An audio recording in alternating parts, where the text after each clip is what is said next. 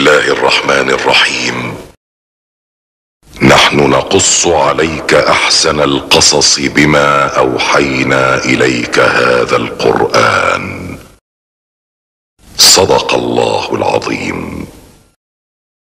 Dengan menyebut nama Allah yang Maha Pengasih lagi Maha Penyayang, kami menceritakan kepadamu kisah yang paling baik dengan mewahyukan Al-Quran ini kepadamu. Maha benar Allah dengan segala firman-Nya.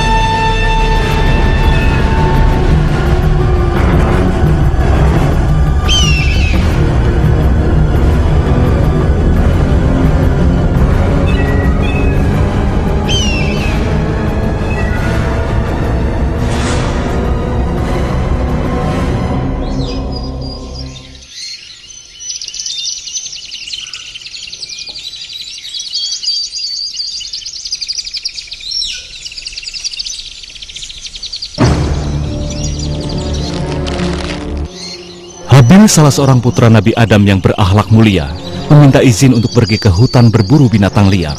Adam tahu akan bahaya yang mungkin terjadi. Ia merasa takut akan keselamatan putranya. Tetapi akhirnya, setelah Habil terus membujuk, Adam mengizinkan dengan syarat Habil segera kembali ke rumah sebelum hari menjadi gelap. Demikianlah, karena merasa gembira dengan pengalaman berburu pertamanya, Habil pun berangkat pagi-pagi sekali.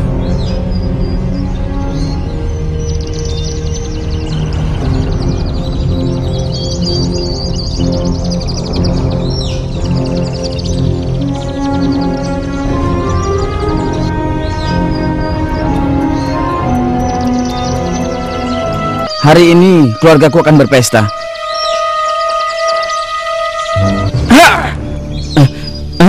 Mana buruannya ya?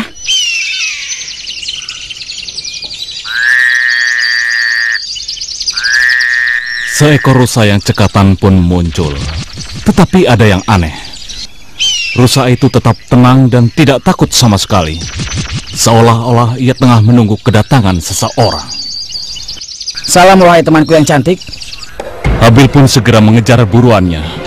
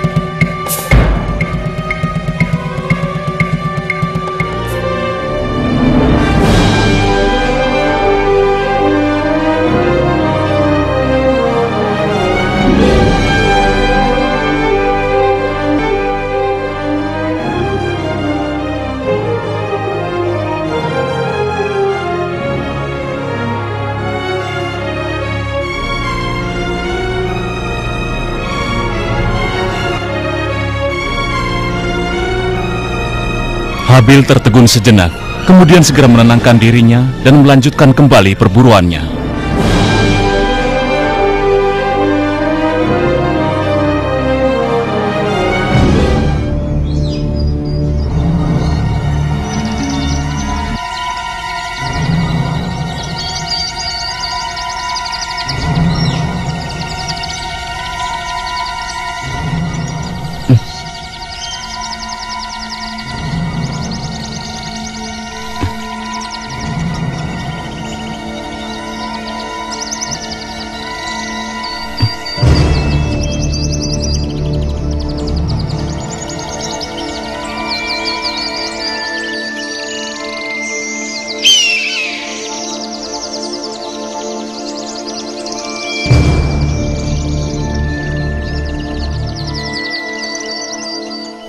Dengan kehebatan dan keahlian seorang pemburu yang berpengalaman, Habil segera menemukan buruannya.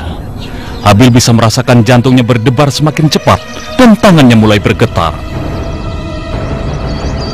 Dia bisa merasakan ketakutan rusa tersebut ketika ia semakin mendekat. Walau begitu, ini adalah perburuan pertamanya, dan ia ragu apakah ia memiliki keberanian untuk memukul mati hewan secantik itu. Habil terus memburu, dan rusa itu dengan ketakutan mundur menjauhi Habil.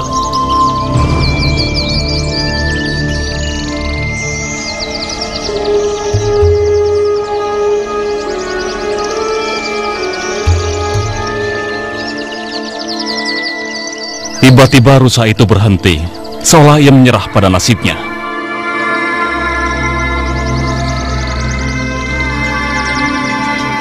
Habil sudah benar-benar siap untuk menyerang. Namun dia kembali tertegun ketika melihat anak rusa itu muncul.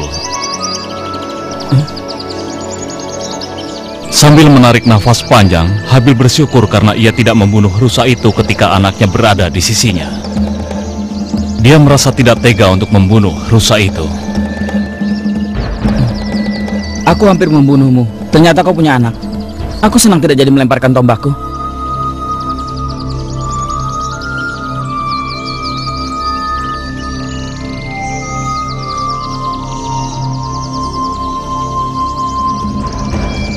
Hampir saja aku membuat anakmu menjadi piatu. Hampir saja.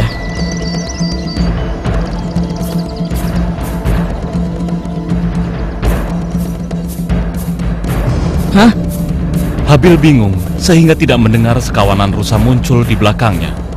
Dengan serta-merta, Habil merasa bahwa ia harus menyelamatkan diri.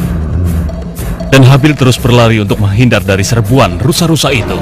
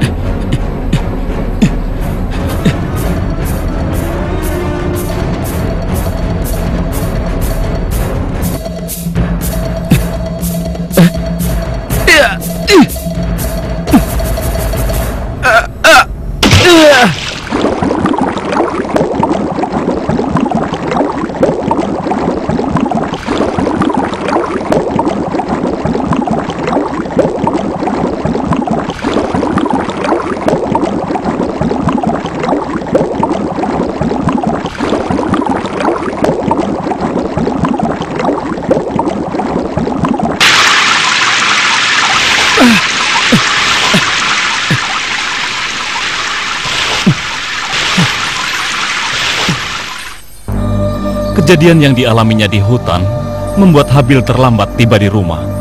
Sehingga begitu ia sampai di rumah, hari sudah gelap. Nabi Adam yang tengah menunggu kedatangan Habil tentu saja sangat mengkhawatirkan keselamatan putranya yang sampai saat ini belum kembali. Tapi Qabil, putra tertua Adam, ternyata tidak begitu peduli pada keselamatan Habil. Ia malah berharap bahwa Habil tidak akan berhasil dalam berburu. Qabil yakin bahwa ia lebih baik dalam berburu dibandingkan dengan Habil saudaranya. Karena adanya kedengkian dan kebencian dalam hatinya, ia sangat berharap Habil gagal.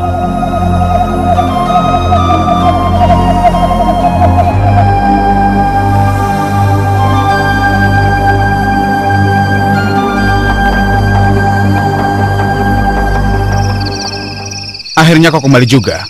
Ayah begitu mengkhawatirkanmu. Kupikir ini perburuan pertama dan terakhirku. Kalian tidak perlu khawatir. Sudah begitu lama kau di hutan, tapi kau malah kembali dengan tangan hampa. Aku hampir saja kehilangan nyawaku di sana. Aku diserang oleh rusa. Kupikir kau berkelahi dengan singa, dengan tangan kosong. Qabil, sudahlah. Apa ayah marah padaku? Tenanglah, dia tidak akan marah pada anak emasnya. Dia hanya akan marah jika aku yang melakukan hal seperti itu. Apa maksudmu? Kenapa ayah harus marah padamu dan tidak padaku? Memangnya kenapa? Karena kau adalah anak sayangannya, anak baik, begitu kan? kamu tidak pernah berbuat salah. Kamu ini adalah buah hatinya. Qabil saudaraku, itu tidak benar, Qabil. Ayah mencintai kita berdua. Dia akan sedih mendengar hal itu.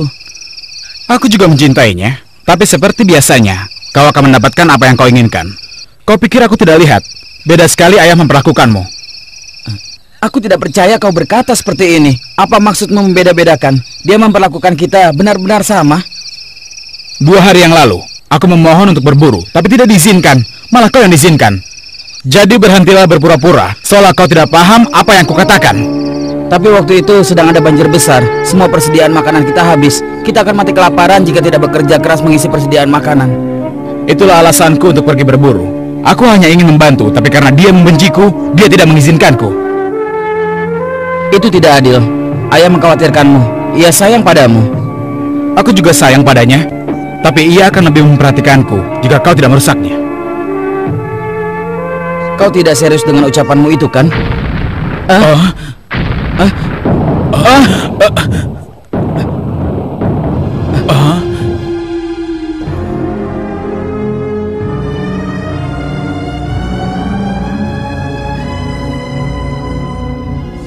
Sebaiknya kita segera pergi sebelum ayah mengkhawatirkan kita berdua.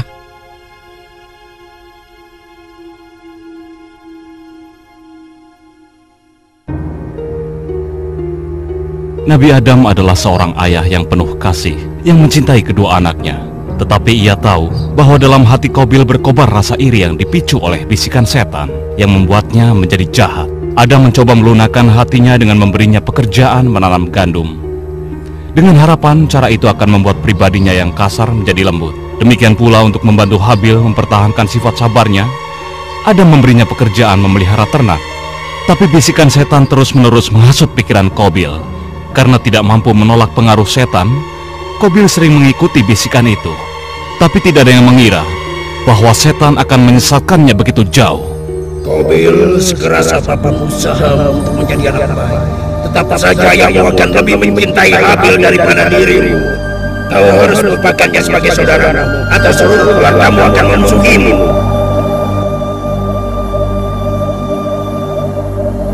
Suatu hari, Nabi Adam memanggil putra-putranya dan memberitahu mereka supaya berkurban sebagai tanda syukur kepada Allah. Ini merupakan ujian untuk melihat siapakah di antara mereka yang terbaik dalam berkurban. Kedua putranya harus meninggalkan sebagian hasil kerja keras mereka di atas bukit yang telah ditentukan. Tanpa ragu, Habil pun memilih domba terbaiknya. Dengan senang hati kuberikan semua yang kupunya kepada Allah, karena ialah yang mengkaruniakan semua yang aku punya. Sayangnya, Qabil tidak mempunyai cara berpikir yang sama. Kenapa aku harus memberikan tanaman terbaikku? Padahal aku telah bersusah payah menanamnya. Tapi kalau aku tidak memberikan apa-apa, ayah akan menyebutku zalim. Aku pikir kalau aku meletakkan buah-buahan busuk, pasti tidak akan ada yang tahu. Dan ayah pasti tidak akan meremehkanku lagi. Ternyata akalku ini cerdik juga ya. Qabil pun sampai ke bukit tempat meletakkan kurban. Saat itu suara hatinya mengatakan bahwa apa yang dilakukannya itu salah. Dan ia hampir saja mengurungkan maksud buruknya. Qabil tidak tahu bahwa Allah melihat segala tindakannya dan mengetahui niat jahat dalam hatinya. Akhirnya ia pun melanjutkan meletakkan buah-buahan busuk tersebut.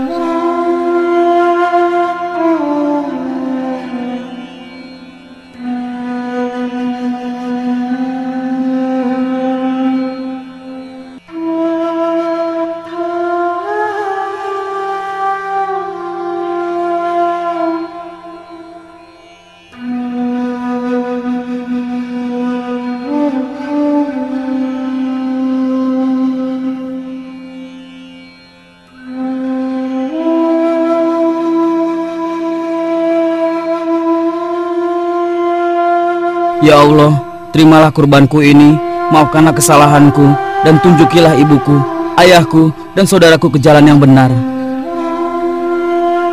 Beberapa saat kemudian, Nabi Adam memberitahu anak-anaknya bahwa Allah telah menerima kurban Habil dan tidak menerima kurban Qabil. Akibatnya Qabil merasa bahwa ia telah diperlakukan tidak adil. Nabi Adam menjelaskan padanya bahwa tindakannya selalu dilihat oleh Allah yang maha melihat dan maha mendengar setiap gerakan yang kita lakukan. Tidak ada yang bisa kita rahasiakan darinya. Meskipun kecewa pada dirinya sendiri, perasaan bersalah Qabil segera digantikan oleh hasutan setan kepadanya. Lihat kan, Habil yang ini lagi. Sekarang jika ada orang yang menyingkirkannya, siapa yang tahu? Kamu tahu kan bahwa kau bisa melakukannya diam-diam dan tidak akan ada yang menyalahkannya. Singkirkan dia, atau kau akan menyesal seumur hidupmu. Iya, aku akan melakukannya. Aku akan membunuh Habil.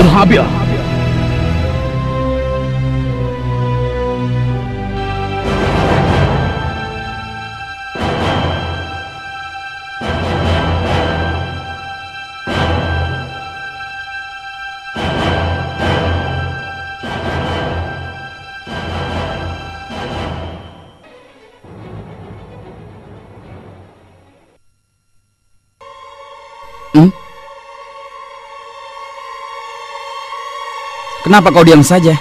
Atau kau masih kesal dengan apa yang telah terjadi? Katakan. Sekarang aku akan membunuhmu. Ah? Membunuhku? Qabil, itu tidak lucu. Jangan bercanda. Lalu kenapa kau membawa batu di tanganmu? Katakan. Seharusnya dari dulu kau sudah kusingkirkan. Apa yang kau ucapkan? Kita ini putra Nabi yang agung. Kita bersaudara. Saudaraku, apa kau sudah lupa hal itu? Kalau kita besar bersama-sama, lalu kenapa kau tega ingin membunuhku? Saudara, kau bukan saudaraku. Kau adalah musuh terbesarku. Aku sudah muak karena kau memperlakukanku seperti orang bodoh. Aku tidak mengerti. Yang bisa aku lakukan hanyalah menjadi saudara terbaik. Meskipun kau melayangkan tanganmu untuk membunuhku, aku tidak akan pernah melakukan hal yang sama padamu.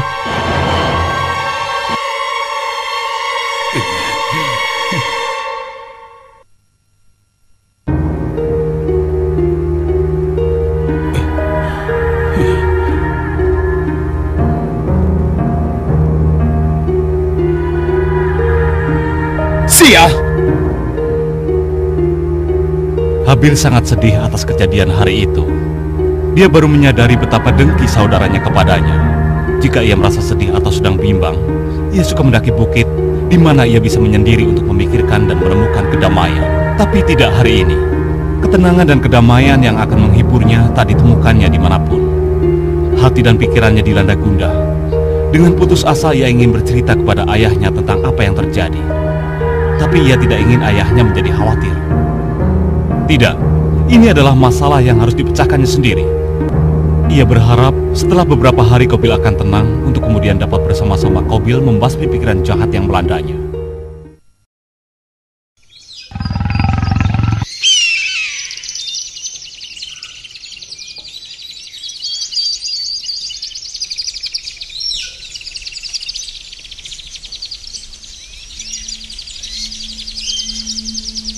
Kau mendengar sesuatu, Qabil?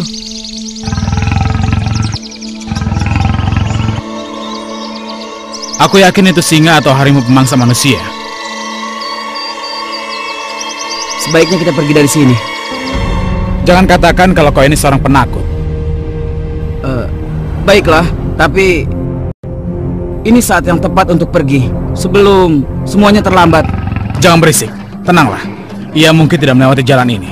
Dan jika benar ia lewat, kita tidak akan sempat beranjak dari sini.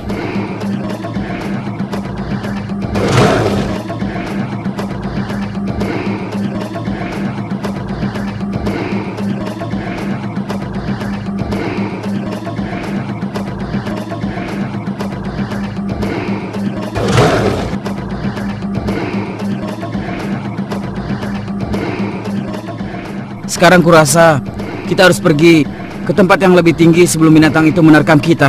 Jangan manja, Habil. Apa kau ingin mendatangi singa pemakan manusia?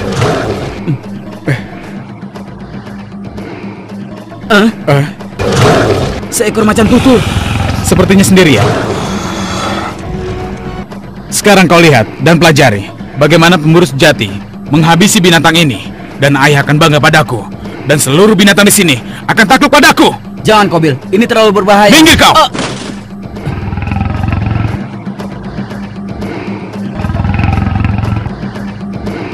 Jadi kau berani mengikutiku?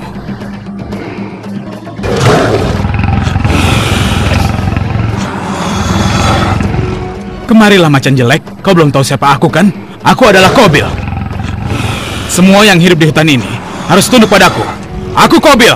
Akan kubuat kalung dari gigi-gigimu yang tajam, dan akan kubuat baju dari kulitmu yang belang.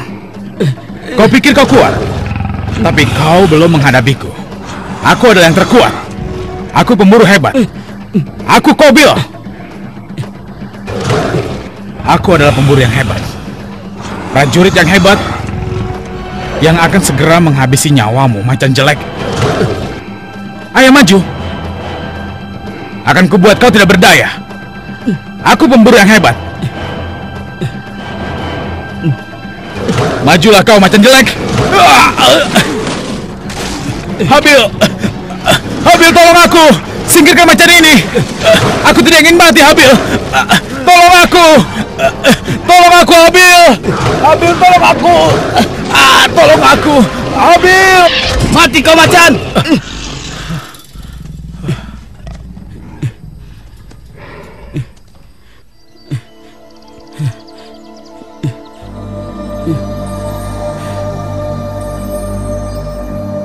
Kau telah menyelamatkan nyawaku. Suatu hari akan kubalas jasamu. Jangan bilang pada ayah. Baiklah, aku tidak akan mengatakannya.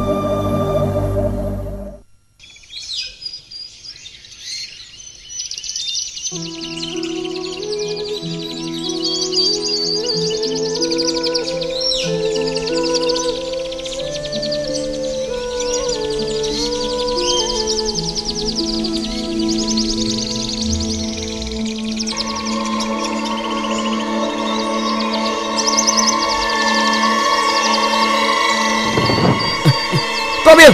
Qabil, tolong aku! Tolong pegang batang pohon itu! Qabil, tolong aku! Tolong pegang! Qabil, tolong aku! Kalau tidak aku akan jatuh! Qabil! Tolong aku, Qabil!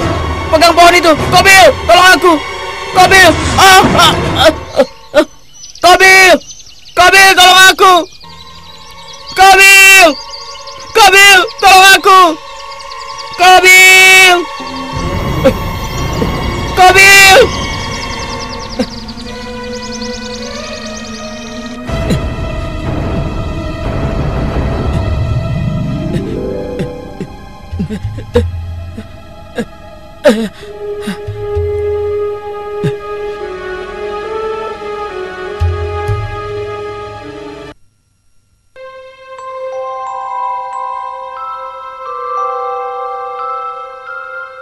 Qabil, kenapa tidak mau menolongku? Apakah kebencianmu begitu besar hingga ingin membiarkan aku mati? Aku tidak akan menolongmu. Aku pikir kau bisa dapat pelajaran jika bisa menyelesaikan masalahmu ini. Kupikir kau bisa. Tapi aku sudah pernah menghadapi masalah yang lebih buruk dari ini. Kalau kau tidak ingin membantuku, apa gunanya? Berhenti merengek. Jika jatuh, kau tidak akan terbunuh. Aku selalu berusaha membantumu jika kau membutuhkanku. Kenapa kau tidak melakukan hal yang sama untukku? Setiap hari aku selalu berdoa pada Allah untuk membantumu berpaling dari pikiran jahat tentang aku. Kau tidak menyadarinya. Kau bilang apa? Apa salahku? Jika aku pernah melakukan sesuatu yang menyakiti atau membuatmu kesal, seharusnya kau katakan saja padaku. Beri aku kesempatan untuk memperbaiki kesalahanku. Aku ingat saat-saat bahagia kita ketika kita masih sangat muda. Sekarang segalanya berubah. Kenapa? Apa sudah kau katakan pada ayah apa yang terjadi kemarin? Lupakan kemarin. Sekarang aku ingin membicarakan yang akan kita hadapi saat ini. Lupakanlah. Aku tidak percaya kau tidak mengatakannya. Karena itulah kesempatan terbesarmu untuk membuatnya mencintai dirimu sendiri. Membuatnya mencintai diriku? Kenapa kau bicara seperti itu? Ayah mencintai kita berdua. Kau pikir kurbanmu tidak diterima karena dia tidak mencintaimu? Dia telah menjelaskan bahwa ini adalah ujian dan pelajaran untuk masa yang akan datang. Tidakkah kau lihat kalau ia ingin agar kita bahagia? Bahagia katamu? Lalu kenapa aku selalu diberikan pekerjaan yang keras, sedangkan kau diberi pekerjaan yang begitu mudah? Qabil, jika kau ingin bertukar pekerjaan, kau boleh menggantikanku kalau itu membuatmu senang. Aku tidak keberatan kalau itu maumu. Semua itu ayah yang memutuskannya. Kau bisa mendapatkan pekerjaan yang mudah karena kau anak sayangannya. Sedangkan aku apa? Yang aku inginkan tidak pernah dipikirkan oleh ayah. Kalau memang yakin tentang itu, kenapa kau tidak mengutarakan perasaanmu padanya? Kenapa kau harus mengeluh? Apa gunanya? Ayah tidak pernah punya waktu untukku. Sudahlah.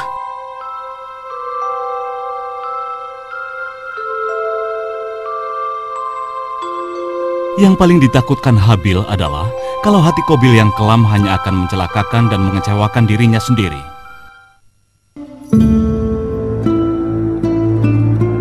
Setiap malam ia dihantui oleh kematian dan ketakutan dalam mimpinya.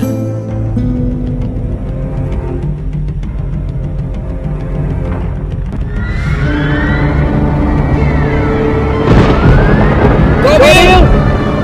Qabil! Apa kau bisa mendengarku? Qabil!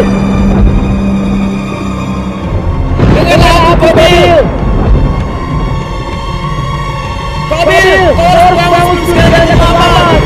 Bangun, Qabil! Qabil, ada yang kau mati! Ada yang kau mati itu!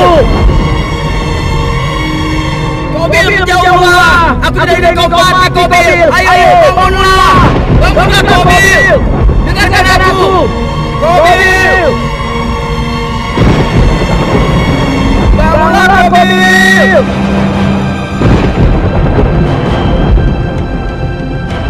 Qabil! Aku tidak ingin kau mati, Qabil!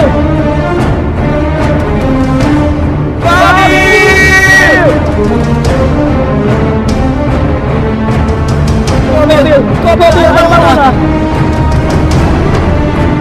Qabil! Qabil! Aku ingin kau tamat rasa, Qabil! Ayo bangunlah! Qabil! Qabil! Qabil! Qabil! Qabil!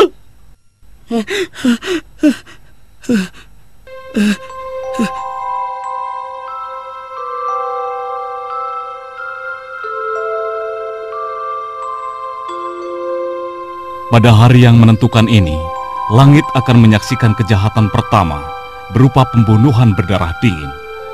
Hari ini, seorang kakak akan tanpa ampun melenyapkan kehidupan saudaranya tanpa alasan.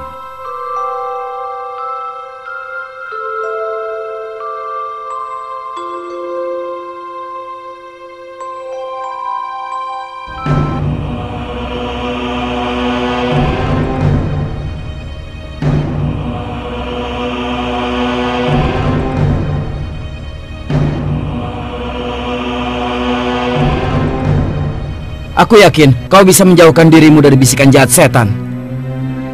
Jangan pura-pura tidak bersalah. Semua ini adalah salahmu. Semua keluarga memusuhiku. Kau juga tahu, ini salah besar. Ibu dan ayah tidak pernah mengesampingkanmu. Dan sekalipun aku selalu berusaha membantu, kau selalu memperlakukanku seperti musuh. Itu karena kau sudah menghasut semua orang agar mereka berpikir bahwa kau ini orang suci. Padahal aku tahu kau adalah pembohong. Jika orang bisa melihatmu, kurbanku akan diterima. Aku melihat kurbanmu, semuanya busuk. Allah hanya akan menerima kurban dari orang yang jujur. Kau tidak bisa menyalahkanku karena kurbanmu. Aku tidak butuh ucapanmu. Aku benar-benar tidak membutuhkan itu. Aku sangat benci pada dirimu. Kau tidak membenciku, Qabil. Kau hanya membenci dirimu sendiri. Kau mau tahu, bila kau mati, aku akan tentram.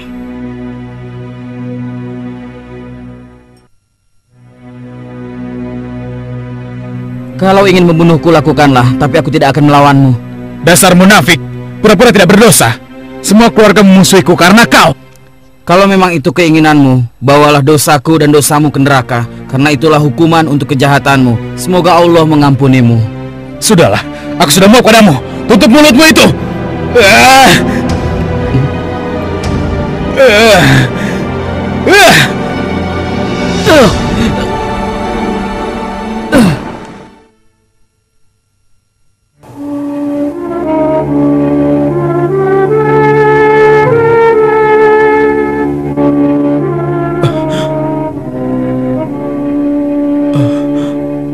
Ya Allah, apa yang sudah kulakukan?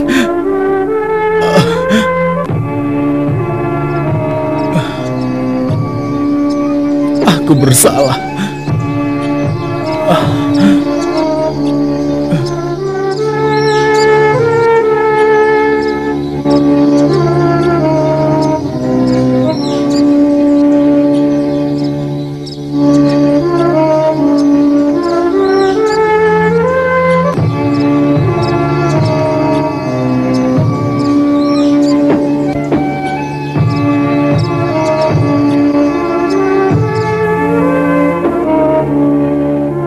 Penyebab rasa iri Qabil yang membabi buta telah pergi selamanya.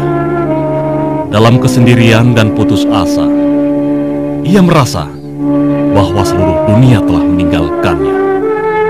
Habil yang hidup dalam kebenaran hanya mendoakan saudaranya dengan doa yang baik dan menjadi jiwa pertama yang terbunuh. Cahaya kebaikan telah tercermin dalam diri Habil, sedangkan gelapnya kejahatan ada dalam diri Qabil.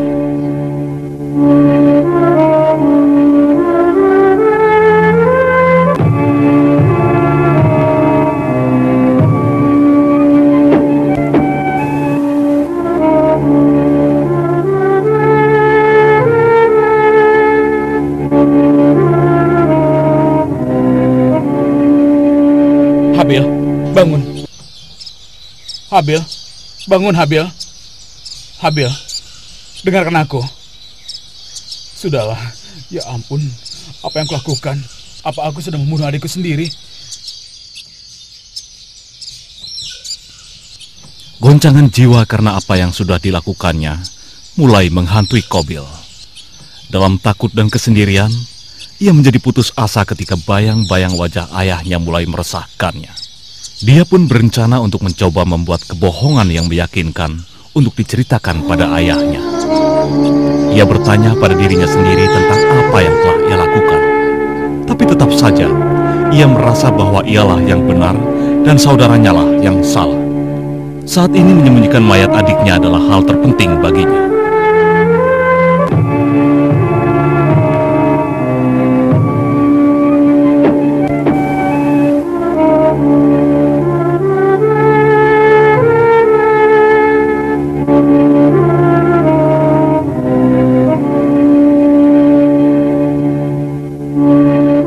Ia memutuskan untuk membawa mayat saudaranya ke hutan, tapi itu sulit karena mayat itu mulai membusuk dan dingin. Ia menyeretnya sejauh yang ia bisa. Ia harus menyembunyikan kejahatannya, tapi bagaimana?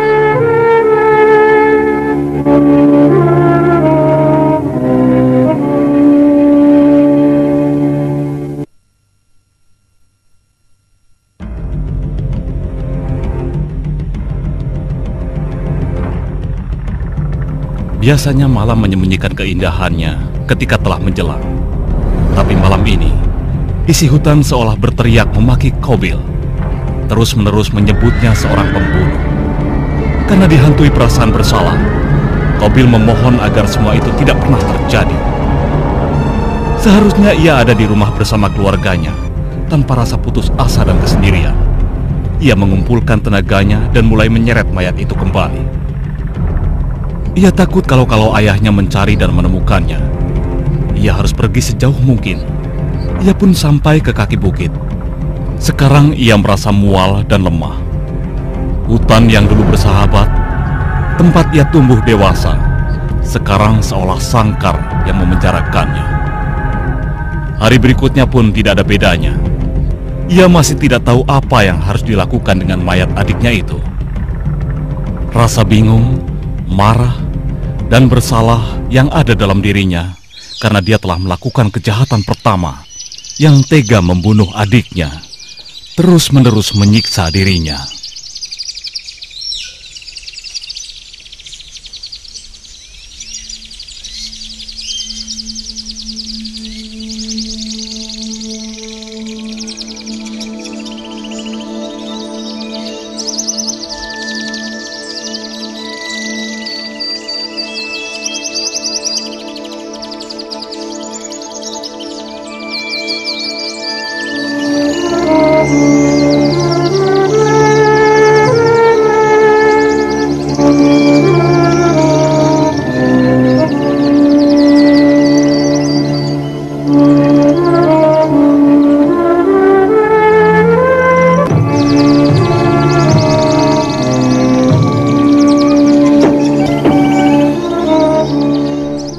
Ya Allah, betapa bodohnya aku, sehingga perlu seekor burung gagak untuk menunjukkan caranya.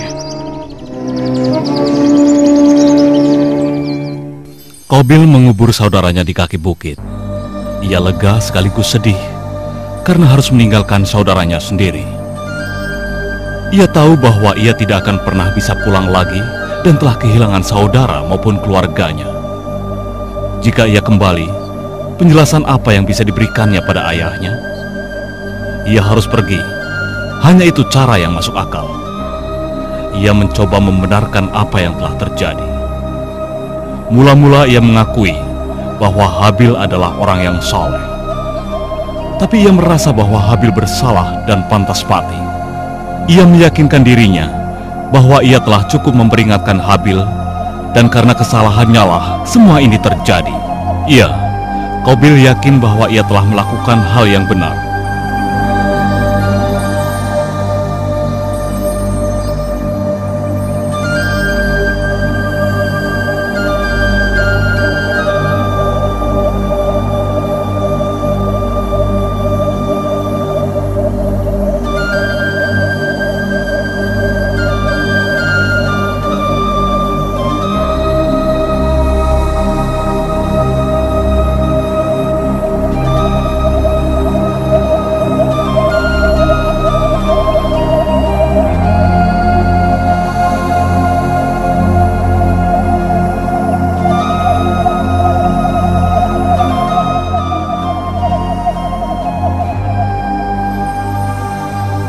Karena dibutakan oleh kesombongannya, ia menolak bertanggung jawab atas perbuatan jahatnya.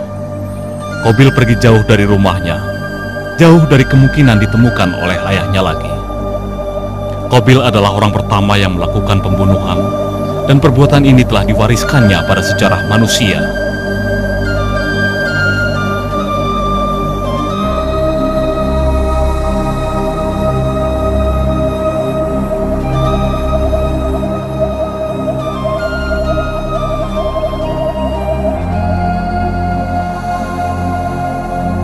Ratusan bahkan ribuan Qabil terus muncul sepanjang waktu. Pembunuhan tanpa ampun atau rasa belas kasihan. Qabil-Qabil telah menemukan senjata pemusnah massal yang tanpa pilih sasaran membunuh banyak pria, wanita, dan anak-anak yang tidak berdosa. Setiap orang yang melakukan, mereka merasa yakin telah melakukan hal yang benar dan sah. Mereka telah mewarisi sifat dan karakter dari Qabil. Ini adalah takdir umat manusia hingga hari pembalasan.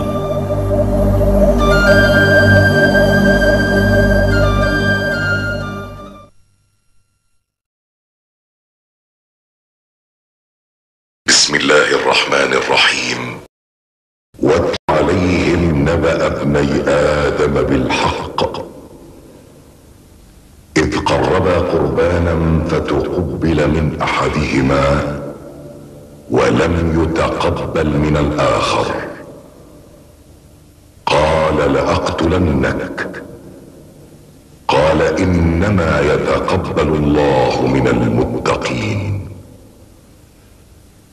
لئن بسطت إلي يدك لتقتلني ما أنا بباسط يدي إليك لأقتلك إني أخاف الله رب العالمين Sadaqallahul Azim. Dengan menyebut nama Allah yang Maha Pengasih, lagi Maha Penyayang, ceritakanlah kepada mereka kisah kedua putra Adam, Habil dan Qabil, menurut yang sebenarnya. Ketika keduanya mempersembahkan korban, maka diterima dari salah seorang dari mereka berdua, Habil, dan tidak diterima dari yang lain, Qabil. Qabil berkata, "Aku pasti membunuhmu." Berkata Habil, "Sesungguhnya Allah hanya menerima korban dari orang-orang yang bertakwa." Maha benar Allah dengan segala firman-Nya.